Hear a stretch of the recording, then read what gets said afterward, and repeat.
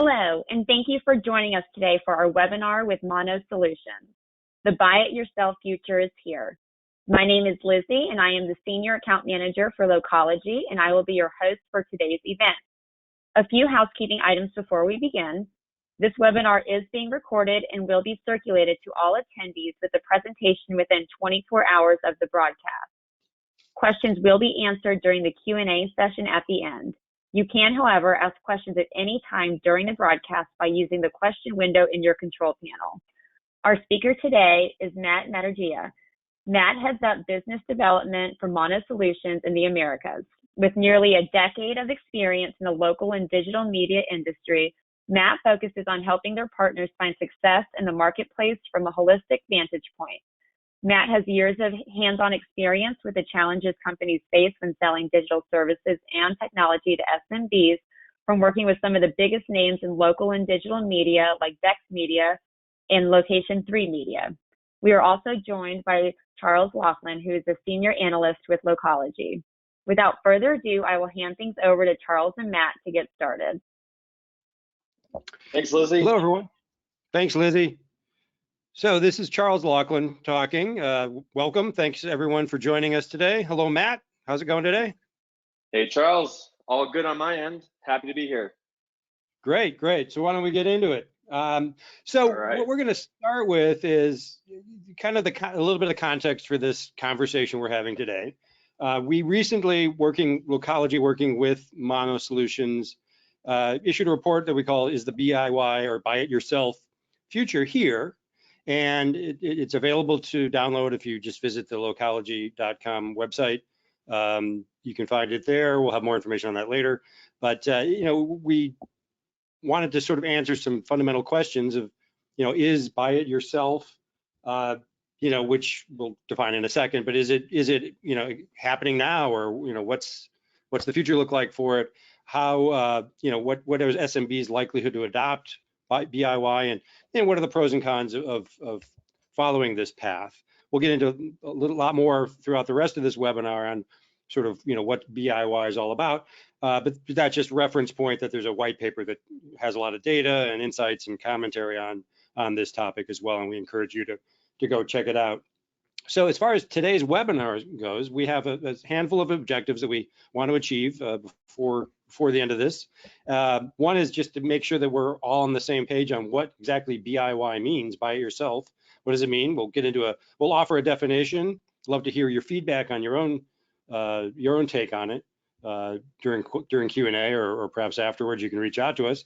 And we're going to review sort of how we got here, and sort of what are the sort of events that have led up to what we describe as a BIY future, but it's also a BIY present, which we'll get into as well. We're going to talk a little bit, we're going to show you a lot of data from a survey that we did. One of the things that really jumped out from the survey was the generational component of the adoption of buy it yourself by small business.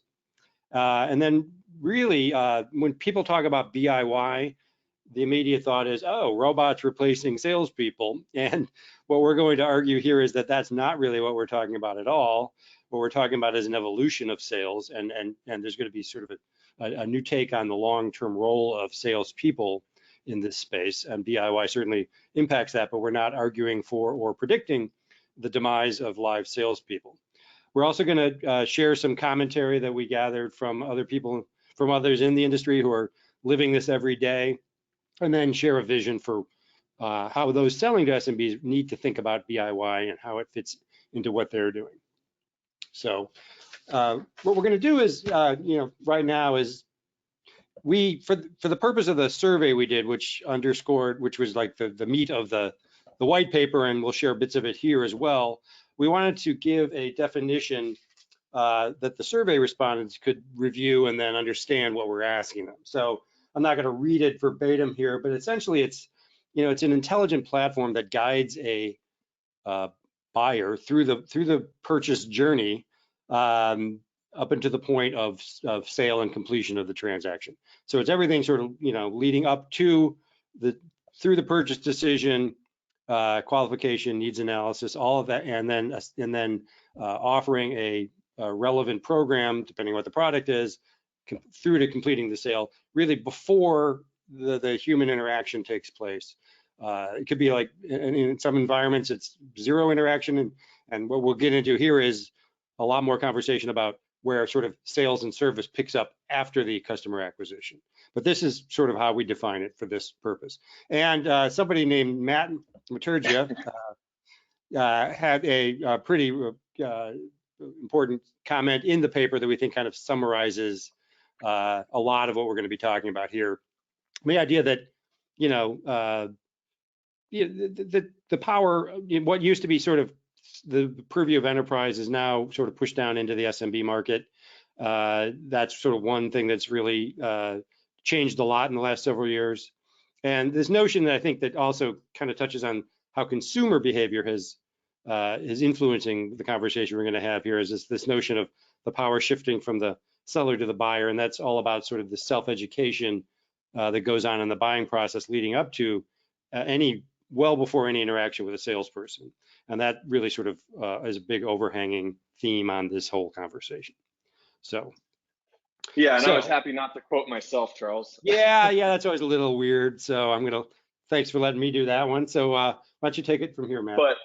But yeah, no, I mean, that is underlying all this is obviously that power is shifting from the buyer to seller. And we did a previous report with yourself and Localogy, and you and I have presented this before, but we looked at sort of go-to-market and fulfillment for digital services. And one of the conclusions that we had was, today's SMB buyer is three things: impatient, intelligent, and independent.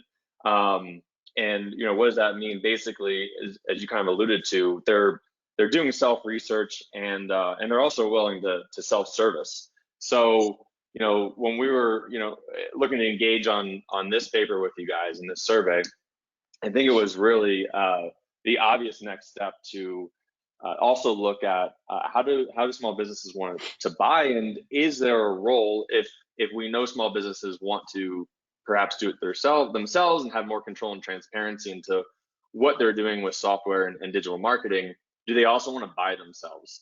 So a little bit of kind of our thought around this this process is that yes, the SMBs are no different than consumers. They do want to self-procure, and I think there's kind of two forces that are conditioning that behavior. Number one is definitely I want it now, I want it when I want, and I want to probably try it before I buy it too. So there's kind of this on-demand economy, the Uberification, the Amazonification of things. We're getting used to getting everything we want when we want, certainly not talking to salespeople. And then, of course, the other end of the coin is there's just this complete abundance of information that's available online and for free, that as consumers and as buyers, we can go and educate ourselves. And I think that's only been even exacerbated by, account-based marketing and inbound sales, where companies are putting out more information and they're not making salespeople the gatekeeper. So that was sort of the thought behind this. I think that consumer expectations are and will continue to shape not just sales, but service and fulfillment going forward too. And speaking on fulfillment and sort of go to market, we did want to make one distinction, and we wrote this in the report too, but that distinction is, it's kind of easy to interchange do it yourself and buy it yourself, but they're not synonymous. So we see, do it yourself, while that has kind of a component, of course, of buy it yourself, you can also self-serve and self-buy, do it for me services, and really, the full circle would be even sales assisted and what we've called do it with me in the past. And we'll kind of get into how fulfillment and go to market plays really nicely with this process of buying yourself. So Charles, I think you're best to talk a little bit about the methodology.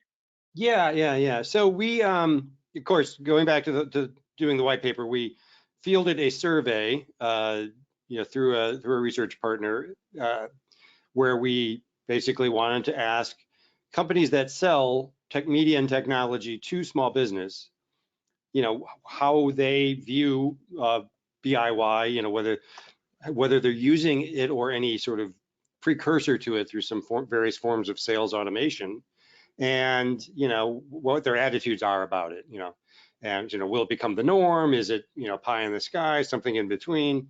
And we conducted it late last year. The dates are here. It was over a couple of weeks last fall. We got 95 completes, which is a pretty decent sample to sort of those companies that are actually directly selling to small business. And sort of what we wanted to do on top of this gave us some numbers to work with, to get a sense of who's DIYing and who's doing this and that. But we also wanted to get some perspectives. So we actually layered on top of that very informal survey that we sent out to people we know in the industry who are at doing product-led sales, or who have been in the trenches over the years of trying to sell software to small businesses, have tried everything and failed at a lot of it and learned the hard lessons from that. And we wanted to hear what they had to say. So we pushed that out, got a bunch of comments, some across a pretty wide spectrum of viewpoints, and then many of those comments are shared in the report. And then we followed up with some direct interviews to flesh it out even further with some of the respondents as well. So it's really a combination of some survey data with some just deeper conversations about what's going on. That's the background on the survey. And one of the things we asked the survey sample, the 95 respondents, just how do you sell? Because we wanted to know, are these people who already or maybe they're product-led companies and they've never had salespeople, or maybe they're pure, feet on the street salespeople. We kind of know what we were working with, and it was largely companies that currently sell directly or through channel partners or through a combination. Relatively small percentage of them are already self-purchase, sort of product-led companies. So it gives you a sense that we're getting the perspectives of those who, if there is a DIY transition, they would be undergoing a transition themselves. So that perspective is important to have. And so just kind of summarizing what we learned from this, and we'll get into each of these in some detail over the rest of the webinar. The DIY future that we described in the headline and the title of the report and everything, it's already here, and it's here to stay, and it's only going to become a bigger factor. Nuance in terms of where it's here and where it isn't here and where it will go in the future, but it's here now. And I think we all know this because we all interact with products that never involve sales. But the question is that going to evolve into areas where sales is the norm today? We'll get into that. Number two, there is this generational component, which stands to reason, but it's very, very clear in the data, and it has a lot of implications on where this goes in the future. As I sort of alluded to earlier, we're not arguing for the end of sales, through a robot-led future or anything like that. We are arguing that sales will change and is changing and has changed and will change further, and a lot of that has to do with DIY and automation. But there will always be an important role for salespeople. It's just going to be a different role, we believe, in the future. We also want to highlight that there is a lot of friction and challenges to adoption of DIY. We'll get into that in some detail.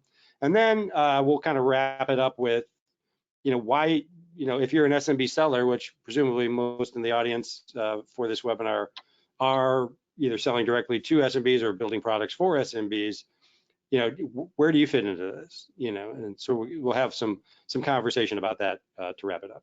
And we're going to go to the first learning, and I think Matt, you're going to walk us through this one.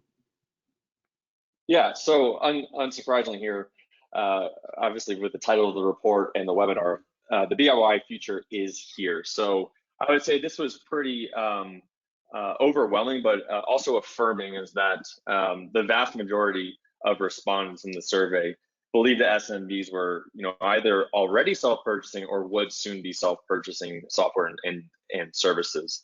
Of course, I think that's not surprising to me. I think, just as I mentioned before, just like consumers and enterprise buyers, we see this happening, with if you follow anything from open ventures with Slack and all these unicorns where they've been product-led growth, why would SMBs be different?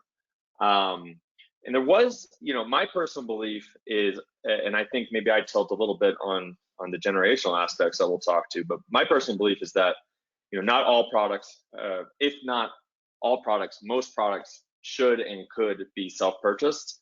But I do think it is important to note that in the survey, there was some caution, and a lot of folks responded that they felt more positive about commoditized products or established products, such as websites, for example, were especially ripe to deem less than assistance from sales as DIY continues to be the norm. So we see this trend happening, but we also think that maybe it will be something that sort of happens over time, especially as you're further down through that product continuum, and DIY becomes more of a reality. So that's the first learning.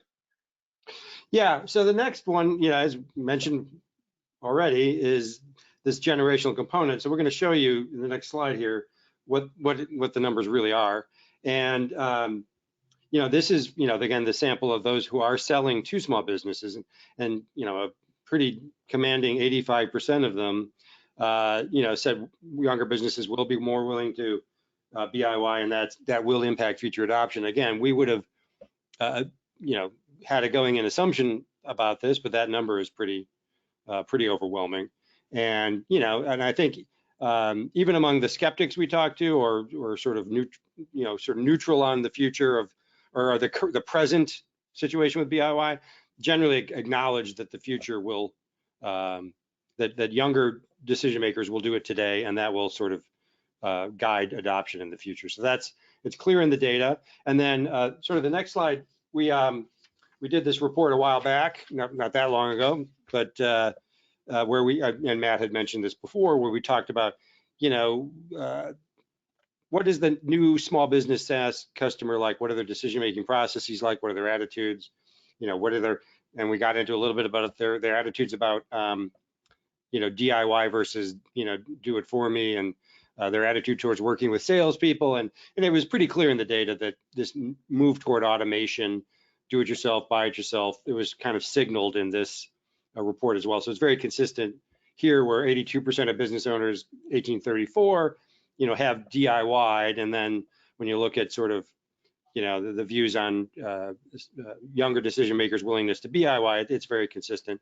This points to, and we're not citing it here, but in other presentations I've done in the past, I've cited some Pew Research data, I believe it was, that, and I think it was using census data to make this call, like 10,000-ish American citizens or American residents turn 65 every day or something like that. I don't hold me to the specifics, but it's an overwhelming turnover there. And that signals that, there's a big turnover in small business ownership from older generation to younger generation. So it's all sort of pointing in the direction of more automation, more interest in buying, sort of doing your own research, buying it yourself, and then sort of the relationship sort of begins later after the sale. Yeah, and anecdotally, I can tell you that I have a number of friends who have recently acquired small businesses from retiring owners. Right. But anyway, the next learning we want to talk about is, as we've spoken to already, is that there's definitely not an argument here that sales is dead. And of course, this is a salesperson telling you this, so take it with a grain of salt. But the survey data kind of confirmed this as well, where we asked about, are you automating any part of the sales? And unsurprisingly, most of the respondents, although it's fairly split, said that they currently were, or they were looking to in the future automate some of the process. But if you actually look at the sort of the sales process going from lead qualification down to closing, you'll see that those numbers sort of shrink along the process, and I think that does tell a little bit of a story. But my opinion is actually that sales enablement and sales automation, rather than killing sales, is going to actually make salespeople more efficient. And I think this is sort of interdependent from, you should have a self-serve option and a touchless sales option, but also knowing that it's definitely easy to make the sales reps more efficient and also increase their conversion rates by helping them through automation. So, if we look at sort of where sales has gone, you went from sales qualified leads, which is cold calling, hot knocking, really just throwing anything at the wall, moving into marketing qualified leads, which was essentially created by inbound marketing in general was a segment created by HubSpot, and that became ubiquitous. And we have some case studies that show some conversion rates on marketing qualified leads, but that next step and that next evolution is this product qualified leads, and this is where your product is giving some value.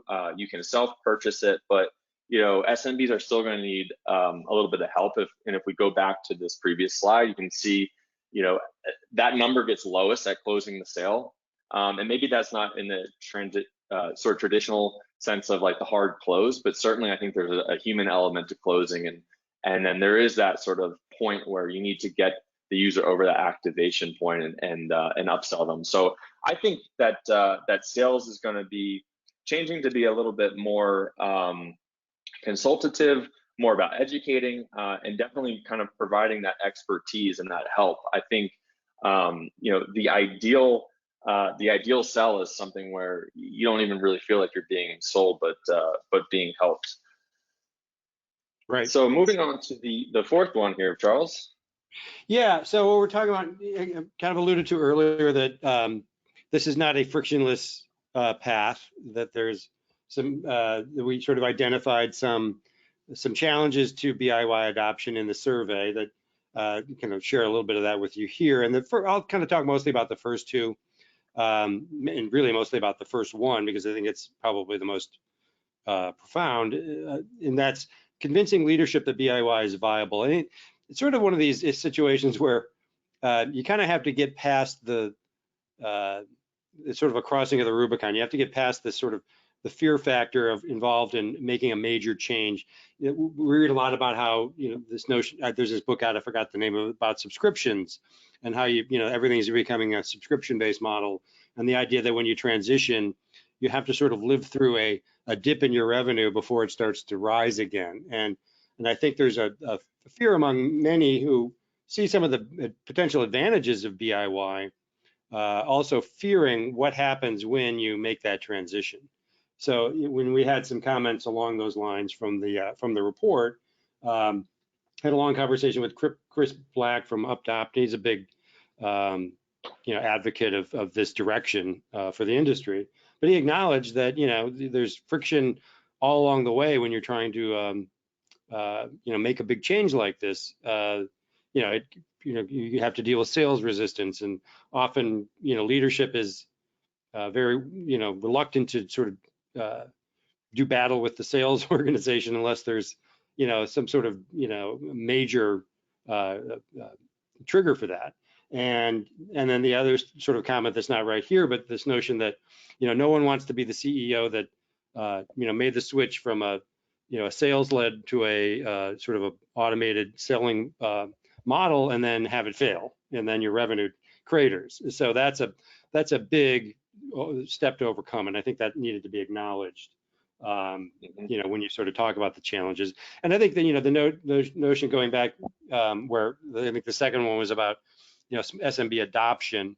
There's still some skepticism that small businesses will be willing to go through a full automated process, because there's often conversations about small businesses being terribly busy and impatient with technology and unwilling to sort of gut it out in a challenging process. And I think that led to some commentary around, well, the process has to have kind of an off ramp to a human interaction, for example, as a way to sort of make the transition and get people across the line to do this, because the generational component we mentioned, there'll be younger business owners that are sort of used to this from everything they do in their life, and they'll go through the process, whereas maybe someone at a different stage of their business life might not have the patience or willingness to do this. So if the systems aren't agile enough and good enough to guide anyone through it, they're going to have some problems. And I think that was just something that was surfaced in the report and we wanted to acknowledge. Yeah, and I think came up time and time again. So anyway, kind of wrapping up these learnings and themes, and then you will get into sort of how you can think about implementing this, and then also some case studies. The last one here, why does BIY make sense for digital service providers specifically? And as we discussed, the service survey respondents agreed, at least on the anticipated benefits of DIY, that it really comes down to a few things. And bottom line, number one is definitely reducing the cost of acquisition. And I think this is really important, especially when we're talking about micro SMBs and kind of the smaller SMBs, where it's just not really sustainable to have a sales force, especially at very low conversion rates, calling on this. That's expensive. So that's one opportunity. Definitely better alignment with the SMB's needs. I think that sort of comes down to customer expectations and customer service, and having product-led growth, allowing someone to sort of go through some of these path of purchases on their own and then even convert on their own is really what the SMBs are looking for. Ideally that's going to lead to less churn, right? Because you sort of you've removed sales forcing someone into a product, and rather you have the SMB sort of self-adopting and raising their hand that this is something they want. We had, I think, one comment in this report that did sort of question whether this might, if it's easy to buy, it could be easy to churn out too, and that probably is something to think about. But ultimately, we also saw comments in the report as well that surmise that the funnel would be so much bigger that that churn should be really less of a concern. And the last opportunity that we kind of pulled from the report is that this thought that DIY may lead to more engagement, of course, and ultimately then there's this really nice path to upsell, because with more engagement you can have more buying signals, ideally kind of move that SMB up the funnel and ultimately have a little bit of a higher average sales value.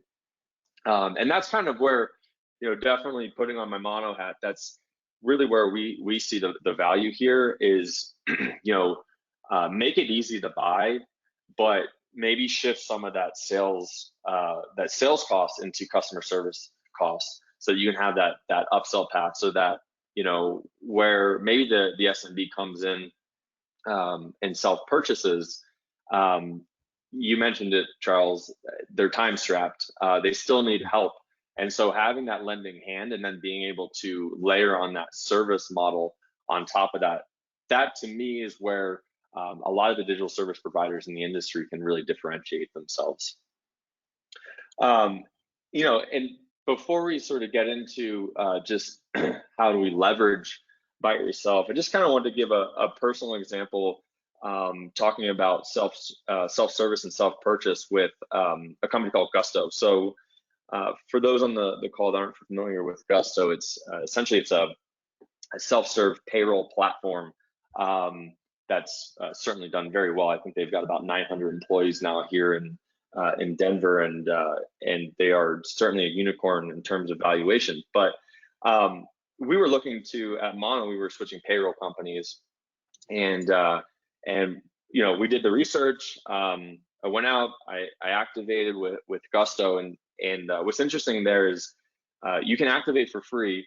You don't actually get charged until you process that first payroll. So of course, but between sort of deciding that we want to use Gusto and then ultimately having payroll, there's pretty heavy lifting. It's a lot of administrative tasks to pull off of the previous payroll and on the Gusto. And what was pretty unique is, not only was I getting hit with targeted drip campaigns and emails and things like that, but I was getting phone calls every time I logged into the platform. hey, I noticed you did this. Did you need help doing this? Are you getting stuck here? Those sort of things. So, it was definitely helping us getting over that activation hump so that they could monetize mono. But also what kind of happened during the course of that as well was that, these customer service reps, or they might have even been salespeople for that matter, and it's good that I couldn't tell the difference. They're also recommending other services. So by the time we actually activated, not only did we have payroll, but we had 401k, we had workers' comp, I knew about their concierge service, all these things where they took us from poking around the interface to a paying customer to a valuable customer pretty quickly. And quite frankly, when it happens that organically, it felt really good. And obviously it made my job easier. You didn't feel like you were sold at any point, right? Right, exactly. And I think you could probably find a number of examples in that where it's sort of an organic sell, and that's how it should be.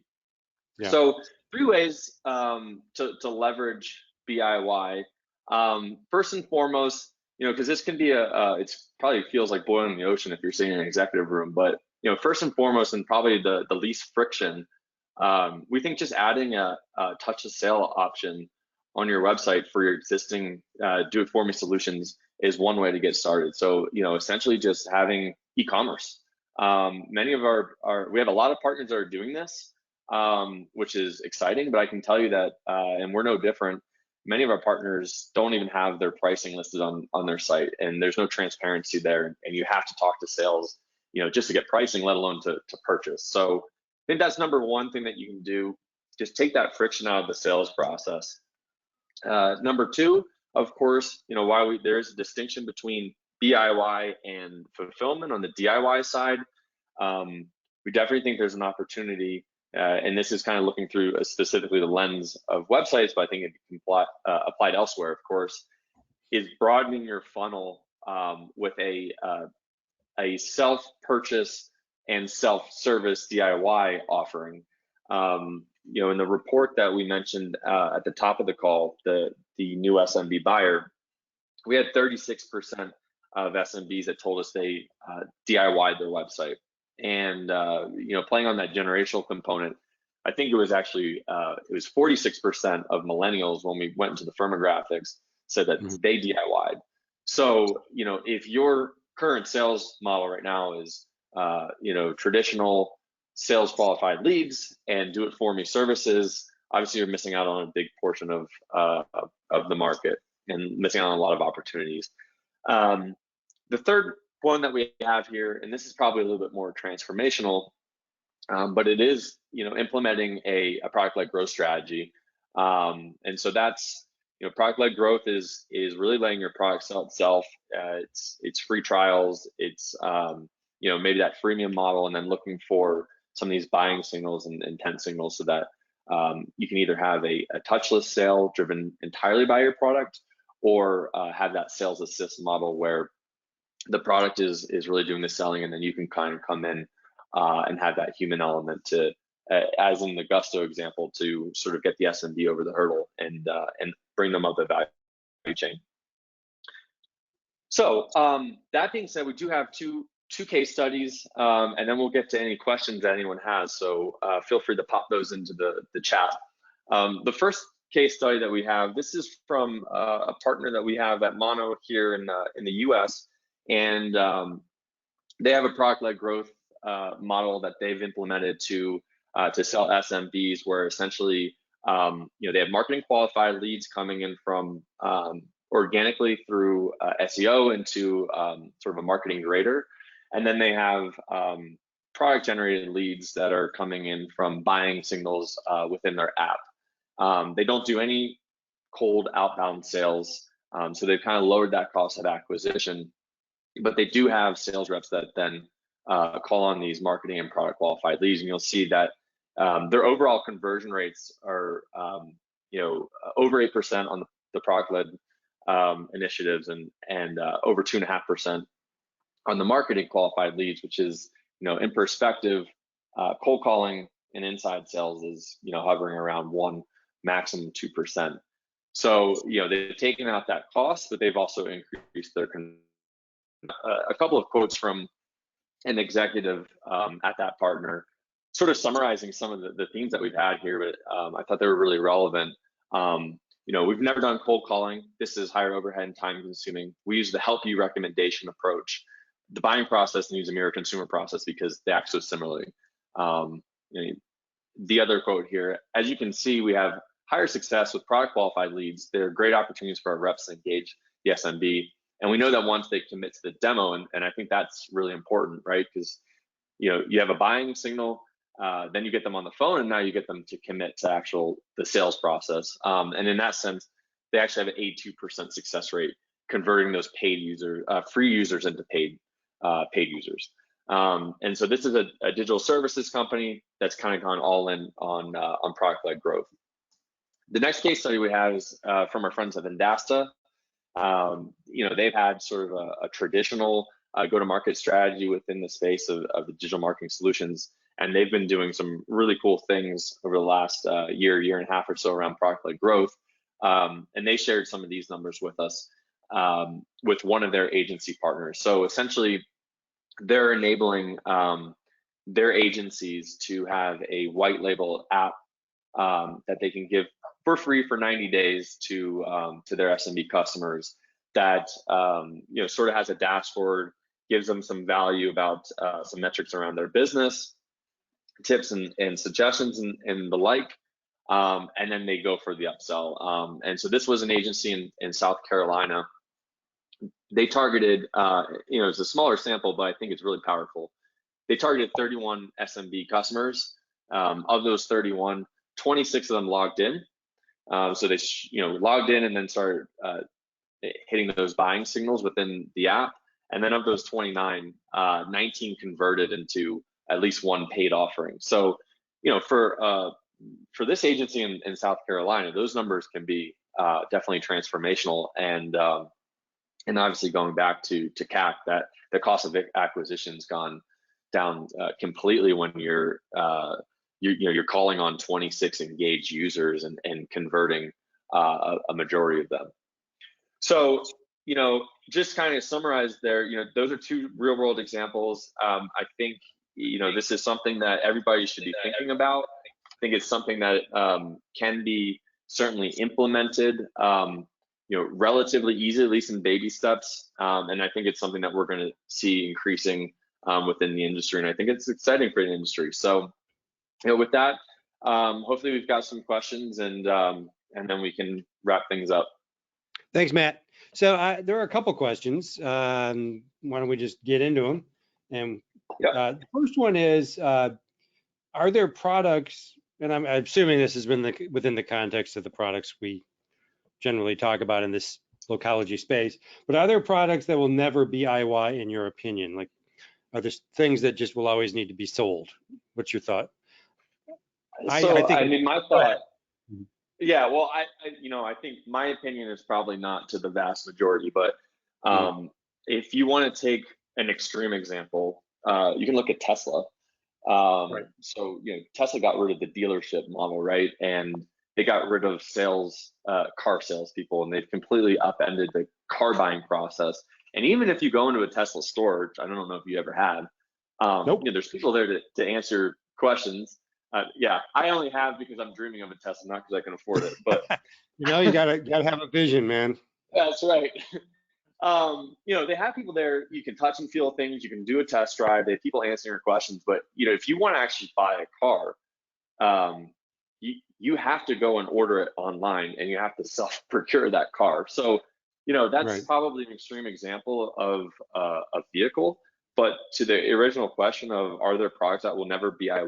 Well, yeah, probably. There probably are. I could see, things that are complicated, products maybe that are new movers into a space and that are creating new categories. Probably products that are, higher value and higher dollar value. There's probably certainly arguments across the board, but I do think even for those products, there will I think we will increasingly see, some of these strategies around product-led growth, product qualified leads, buying intent, buying signals, all these things assisting that sales process, even if it is not touchless. Because BIY is not a binary thing; it's really more of a continuum. And the only thing I would add to that is that there was a lot of commentary in the paper about, commoditized products will BIY, but non-commoditized products require sales. But the other point of that is that what is a commoditized product today was once a product that required sales, because it was, and one definition sort of used in the report is that if it's before the value of the product as a category, not as a specific branded product, before the value of it is widely accepted and understood, it requires a salesperson to explain and persuade. Once it's sort of widely understood, then that's sort of when the sort of self-education and self-purchase becomes sort of more natural. That was one perspective shared in the report. I think it's pretty fair. Yeah, I think it's relevant. So that doesn't say, so that's sort of the argument is, it may not be DIY today, but as the product evolves, it may evolve into a product that will be DIY. So that's one way to answer the question. And I would also add that I think really, really big enterprise level deals will probably always require salespeople, but that same product may have tiers. You have an enterprise tier and then you have an SMB tier. The SMB tier may be self-purchased, fairly soon, but those big $1 million deals will probably always require a pretty highly compensated salesperson to close, just because it's so much money involved. But even then, yeah. Well, I think another interesting point on that, one of the articles that you and I were passing back and forth before this, and that I think you were even referenced on one of your blog posts, was talking about some of these the idyllic sort of product like growth companies like Atlassian and Slack, who started out with no sales teams, and they did do, like I heard on this one podcast, Atlassian had this $4 million deal basically come through that they never even looked at. No engineer talked to them. Nobody talked to one of these big enterprise. Yeah. Yeah, but obviously that's not the norm. And so the article that we're looking at, it was showing how over time these product like growth companies who started with 0 salespeople were adding salespeople at a pretty ferocious clip. So it's definitely something, to your point, that's probably not static. No, and just to add a little color to that article we're referring to, and you can go to the Localogy Insider blog and find it. But basically, the most of those salespeople were being applied the way we've been talking about on this webinar. I was about to say podcast. It seemed, but anyway, where it's mostly, it's still the product-led customer acquisition where no one talks to anybody and it's all, but then as they signal, a big more need, and then that's when the sales come in and, for larger accounts and that sort of thing, and to move people up the value chain. But none of them have moved to, having salespeople acquire customers initially, as far as I could tell. Yeah. So we got one more. Should we be recruiting a different sales profile? Again, I guess that's within the context of sales moving more to post customer acquisition service support. Should we be recruiting a different sales profile, fewer hard charging closers, more empathetic listeners?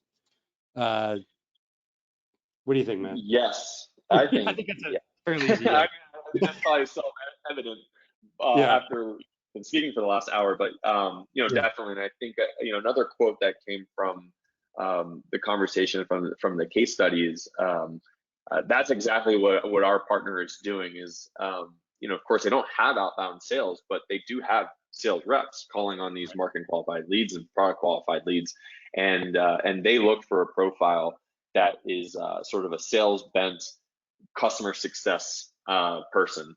And I'm guessing that is the exact profile that I spoke to at Gusto time and time again when I was getting these calls. So that's probably a definite for me. Okay. All right. I think we will end it there. So Lizzie, we're going to hand it back to you. Thanks, everyone. Great. Thank you, Charles and Matt, so much. Lots of great questions and discussion. Thanks again to Mono Solutions for putting this together with Charles. It was really great hearing everything. Just a few more items from Localogy before we end today's webinar. You'll be able to view today's broadcast along with previous webinars on our website, localogy.com. Just navigate to Research and Resources and drop down to Webinars. We have an event coming up. Join us for our main annual conference, Localogy 2020, formerly known as LSA 20. It's going to be in San Antonio, March 16th through 18th. Our annual conference brings together leaders and locals from across the United States and internationally for discussion, education, and networking. We'll define what winning in local looks like in 2020 and share our vision for how the local market will change radically by 2025. Registration is open and you can find more information on our website. Thank you so much for joining us today. Please be sure to visit localogy.com and subscribe for updates to be the first to know about future webinars. I hope everyone has a great day. Thanks, everyone. Bye.